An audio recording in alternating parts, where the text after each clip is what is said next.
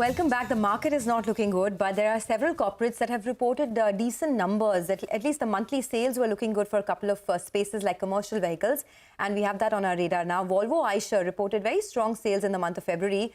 Total sales went up 24% versus last year, with over 7,000 units sold for the third straight month now. The management has previously indicated that they are expecting to see double-digit growth this year. But commercial vehicle margins have been under pressure because of higher discounts. We're now joined by Vinod Agarwal, who's the MD and CEO of Volvo Eicher Commercial Vehicles. He is going to give us an update on what's happening with the business. Mr. Agarwal, good morning. Always great speaking with you.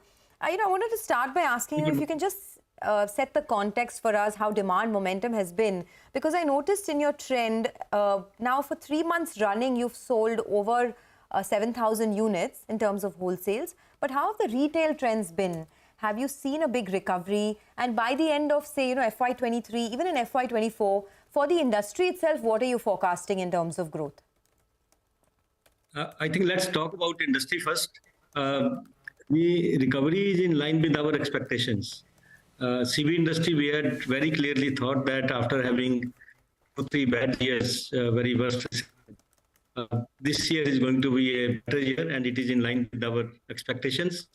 And first 11 months, we have seen a growth of 42% in 3.5 ton and above industry. And of course, in some of the segments, we are going to touch the earlier peak of 2018-19. For example, in light and medium duty trucks, first 11 months, we have already reached 103,000 in the industry. The earlier peak was 117,000. So March, we are expecting around 15,000. So we will be at the earlier peak. Similarly, for light and medium duty buses, the earlier peak was 47,000 in 2018-19. This year, first 11 months, we have already touched 42,000, and we are expecting another 4,000-5,000 to come in March. So therefore, light and medium duty buses also will be at the earlier peak. As far as the heavy duty trucks are concerned, earlier peak was 295,000, and this year, first 11 months, we are at 213,000, and that will be still away from the earlier peak. Therefore, we are still overall lower than the earlier peak. Another concern in the industry is overseas market. Overseas markets have dropped significantly this year. The exports out of the country for first 11 months has gone down by 21%. And overall, still it is down by 40% from the earlier peak of 18-19. So therefore, the concern is there in exports. Heavy duty trucks, we are still expecting more growth to come in. Light and medium duty trucks and light and medium duty buses, we have almost earlier peak numbers. Now this have you been able to, sir, sorry, just a quick question, because you're talking about how growth has returned. Have you been able to gain more market share compared to what you already reported? In Q3, you spoke about how now you have more than 8% in both Eicher and Volvo trucks. That's overall, right? Can you just break it up for us? Have you been able to gain market share? In the buses segment, has your market share gone up? Of course, we'll talk about bus in greater detail later. But first, on the market share front? Market share we have gained. In heavy-duty trucks, last year our market share was around 6.5%.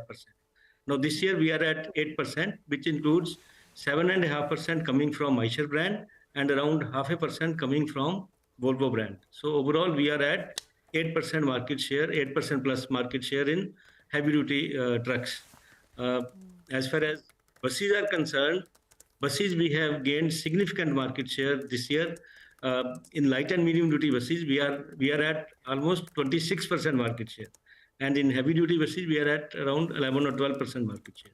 So overall, in buses we have a market share of now around 22 or 23%, and which is much higher than the previous years.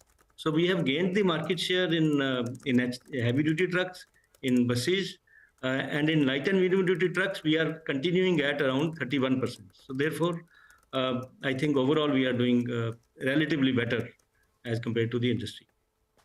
Okay, Mr. Agarwal, just a question. I don't want to sort of, burst the bubble, so to speak.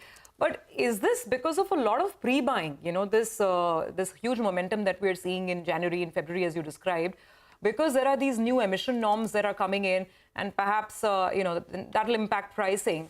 To what extent would you attribute this to pre-buying, and your overall thoughts on how this perhaps will impact numbers for March, April? Okay, let me give you the details on the these emission norms. First of all, emission standards remain the same from 1/4/2023. This is only the change in the monitoring of the emission norms. As far as the emissions which are there in BS6, they remain same even in the 1/4/2023 also. Earlier, the emissions were, complied at the test bed or the factory stage. Now, under the new norms from 1/4/2023, these emissions have to be complied with in the field. The OEMs have to give the warranty that these emissions will be same in the field, in the tailpipe emissions, for 7 years for heavy-duty trucks and for 6 years for light-duty trucks. So, therefore, the regulatory agencies can pick up any truck from the field, and they will check that are these trucks meeting the emission standards or not. And if they don't meet the emission standards, of course, the companies will have to face the consequences. So, therefore, it's not impacting pricing? So, are you saying that it will impact the pricing, not to that extent. Therefore, I am not seeing that this recovery which is there, it is because of the pre-buying. Because as I told the figures, we are still away from the earlier peak. So industry is only going towards the earlier peak, which was expected. And I am expecting that this growth should continue next year also, because there is still a lot of room for growth. That is number one. Number two. Sure. We got that. We know we got the growth numbers. For paucity of time, just wanted to move on and talk about one concern that the street has had with respect to the electric space, because there's lots happening there. So many STUs are giving out tenders. The likes of Electra, Greentech, JBM Auto are companies that are getting a lot of orders in the e-bus space. But correct me if I'm wrong, Eicher is struggling on that front. Have you received any orders in the electric space yet? And what is the... Yeah. We are not struggling. It's a conscious call. We have not participated in the last tender because right now the tender conditions are very, very draconian. We do not become to finance the STUs for next 12 years. STUs who are not getting any funding from anyone. The OEMs cannot be expected to fund the STUs for 12 years. So what is your target in terms of growth? If you're saying that the measures are very draconian by STUs, are you not going to participate at all in any of these tenders in future? With the current then how do you grow that segment? No, we will grow in the private sector. The electric buses demand is not only STUs. Even the other companies also are becoming very conscious. Few other large companies also have not participated. So this current model of business, it is not going to work. Okay, got that. We have very clear buses. We have very clear strategy. So there is no question of struggling. We are doing very well. Whatever we are doing, it is a conscious call. Got that. All right, Mr. Agrawal, we'll leave it on that note. Thank you very much for giving us some more perspective on your business, and have a great weekend. We look forward to chatting with you again. Well, with that, let's get to our next corporate conversation. And this is an important one because we are all preparing for a scorching summer. With temperatures rising sooner and higher than usual across the country, power generation in the months of January and February has seen a big jump. To discuss what this means for the power sector, for power demand and companies themselves, we have with us now Rajiv Kumar Vishnoi, Chairman and Managing Director at